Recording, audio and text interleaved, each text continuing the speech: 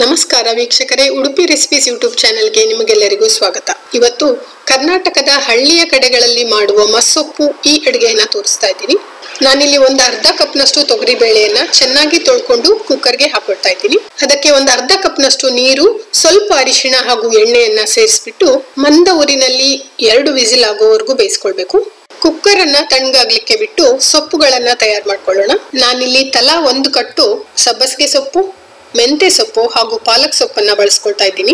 ಎಲ್ಲಾ ಸೊಪ್ಪುಗಳನ್ನು ಚೆನ್ನಾಗಿ ತೊಳೆದು ಚಿಕ್ಕ ಚಿಕ್ಕದಾಗಿ ಕಟ್ ಮಾಡಿ ಇಟ್ಕೊಳ್ಬೇಕು. ಕುಕ್ಕರ್ ತಣ್ಣಗಾಗಿದೆ, ಬೇಳೆ ಅರ್ಧವಾಸಿಯಷ್ಟು ಬೆಂದಿದೆ. ಈಗ ಅದಕ್ಕೆ ನಾನು ಸೊಪ್ಪನ್ನ ಸೇರಿಸ್ಕೊಳ್ತಾ ಇದ್ದೀನಿ. ಮಸ್ಸೊಪ್ಪು ಮಾಡ್ಲಿಕ್ಕೆ 2-3 ತರದ ಸೊಪ್ಪು ಇದ್ರೆ ಚೆನ್ನಾಗಿರುತ್ತೆ. ಈಗ ಇದಕ್ಕೆ 1 ಈರುಳ್ಳಿ ಹಾಗೂ 1 ಟೊಮೆಟೊವನ್ನ ಚಿಕ್ಕದಾಗಿ ಕತ್ತರಿಸ್ಕೊಂಡು ಹಾಕೊಳ್ತಾ ಇದ್ದೀನಿ. ಜೊತೆಗೆ 5-6 ಬೆಳ್ಳುಳ್ಳಿ ಎಸಳು, 3-4 ಹಸಿಮೆಣಸಿನಕಾಯಿ, 1 ಟೀ ಸ್ಪೂನ್ ಅಷ್ಟು ಜೀರಿಗೆ ಹಾಗೂ ಅರ್ಧ ಕಪ್ನಷ್ಟು ತೆಂಗಿನ ತುರಿಯನ್ನ ಸೇರಿಸ್ಕೊಳ್ತಾ ಇದ್ದೀನಿ. ರುಚಿಗೆ ತಕ್ಕಷ್ಟು ಉಪ್ಪು ಮತ್ತು ಅರ್ಧ ಕಪ್ ನೀರನ್ನ ಸೇರಿಸಿ ಮುಚ್ಚಳ ಮುಚ್ಚಿ 3 ವಿಸಿಲ್ ಆಗೋವರೆಗೂ ಬೇಯಿಸ್ಕೊಳ್ಬೇಕು. ಕುಕ್ಕರ್ ಸಂಪೂರ್ಣವಾಗಿ ತಣ್ಣಗಾದ ಮೇಲೆ ಮುಚ್ಚಳ ತೆಗೆದು ಸೊಪ್ಪನ್ನ ಚೆನ್ನಾಗಿ ಮಸಿದ್ಕೊಳ್ಬೇಕು. ಮೊದಲು ಅದರಲ್ಲಿರೋ ಎಲ್ಲಾ ನೀರನ್ನ ಬಸಿದ್ಕೊಳ್ಳೋದು ಒಳ್ಳೇದು. ನನ್ಗಿಲ್ಲಿ ನೀರನ್ನ ಬಸಿಯೋದು ಮರ್ತು ಹೋಯ್ತು, ಹಾಗಾಗಿ ಸೊಪ್ಪನ್ನ ಮಸಿದ್ಕೊಳ್ಳೋದು ಸ್ವಲ್ಪ ಕಷ್ಟ ಆಯ್ತು.